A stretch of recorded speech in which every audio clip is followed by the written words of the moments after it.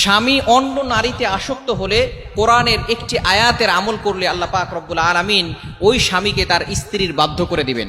অনেক সময় দেখা যাচ্ছে বর্তমানে আমাদেরকে ফোন দিয়ে বলে, হুজুর আমার স্বামী আমার কথা শুনে না, আমার স্বামী পরনারীতে আসক্ত। অথবা অনেক স্বামী আমাদেরকে ফোন দিয়ে বলে, হুজুর আমার স্ত্রী পরনারীতে আসক্ত। বিশেষ করে প্রবাসী ভাই যারা আছেন, যারা বাহিরে যাচ্ছেন, অত্যন্ত অক্লান্ত পরিশ্রম করছেন, তারা সেখানে বসে কষ্ট করছেন, আর তাদের স্ত্রী যারা এখানে আছে সেখানে বাংলাদেশে তারা বিভিন্নভাবে পুরুষদের সাথে কথা বলে।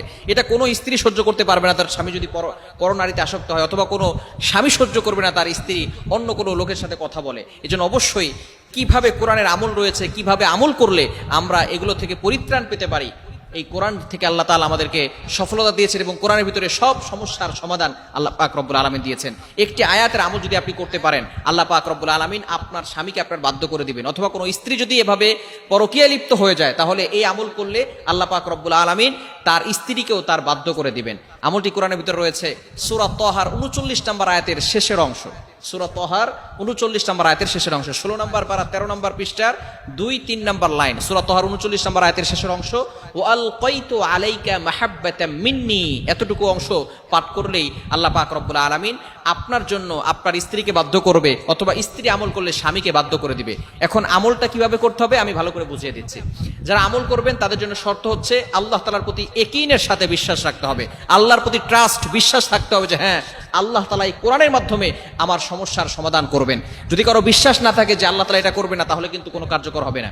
দ্বিতীয় নাম্বার হচ্ছে আল্লাহর ভয় অন্তরে ফিট করে রাখতে হবে। আল্লাহর ভয় যদি অন্তরে ফিট না থাকে, তাহলে কিন্তু আপনি আমল করে কোনো ফায়দা পাবেন না। এবং তৃতীয় নাম্বার শর্ত হচ্ছে 5 ওয়াক্ত নামাজ পড়তে হবে। নামাজ মিস করা যাবে না। 5 ওয়াক্ত নামাজ আউয়াল ওয়াক্তেই পড়তে হবে। আপনি নামাজ কাজা করবেন না, নামাজ 5 ওয়াক্ত নামাজ পড়বেন। কারণ আপনি আল্লাহর কোরআন থেকে ফায়দা নেবেন আর আপনি নামাজ পড়বেন না, তাহলে কিন্তু হবে না। এবং 4 নাম্বার হচ্ছে হারাম খাওয়া যাবে না। এই 4টি শর্ত মেনটেন করে এরপরে আপনি আমলটি করবেন। ফজরের নামাজের পরে আপনি সূরা তাহার 39 নম্বর আয়াতের শেষের অংশটি 21 বার পড়বেন। ও আলকাইতু আলাইকা মাহাব্বাতাম মিন্নি, এতটুকু আপনি 21 বার পড়বেন। যখন পড়বেন তখন আপনার স্বামীর কথা স্মরণ করবেন। যদি আপনি এভাবে টানা 41 দিন আমল করে যেতে পারেন, আল্লাহ তাআলা আপনার স্বামীকে আপনার বাধ্য করে দিবেন। অথবা কোনো স্ত্রী, কোনো স্বামী যদি আমলটি করে, আল্লাহ পাক রব্বুল আলামিন তার স্ত্রীকে তার বাধ্য করে দিবেন। অনেক সময় স্ত্রীরা চলে যায় বাপের বাড়ি, আর আসতে চায় না। এই ধরনের সমস্যা আমাদের সমাজে হয়। এই ধরনের আমল আগে থেকে করবেন। বিশেষ করে যাদের সংসারের ভিতরে সুখ নাই, শান্তি নাই, তারা বিশেষ করে সূরা ফুরকানের 74-74 নম্বর আয়াতের আমলটি করতে পারেন। 19 নম্বর পারার 5 নম্বর পৃষ্ঠার 6-7 নম্বর লাইনে রয়েছে। আল্লাহ তাআলা জানিয়ে দিয়েছেন, চমৎকার একটি দোয়া শিক্ষা দিয়েছেন, রব্বানা হাব লানা মিন আজওয়াজিনা ওয়া যুররিয়াতিনা কুররাতা আ'য়ুন ওয়াজআলনা লিল মুত্তাকিনা ইমামা। এই চমৎকার একটি দোয়া যদি আপনি পরিপূর্ণভাবে আল্লাহর কাছে করতে পারেন, দেখবেন 5 ওয়াক্ত নামাজের পরে এই দোয়াটি পড়বেন, আল্লাহ তাআলা সংসারে সুখ দিবেন, সংসারে শান্তির ব্যবস্থা করবেন।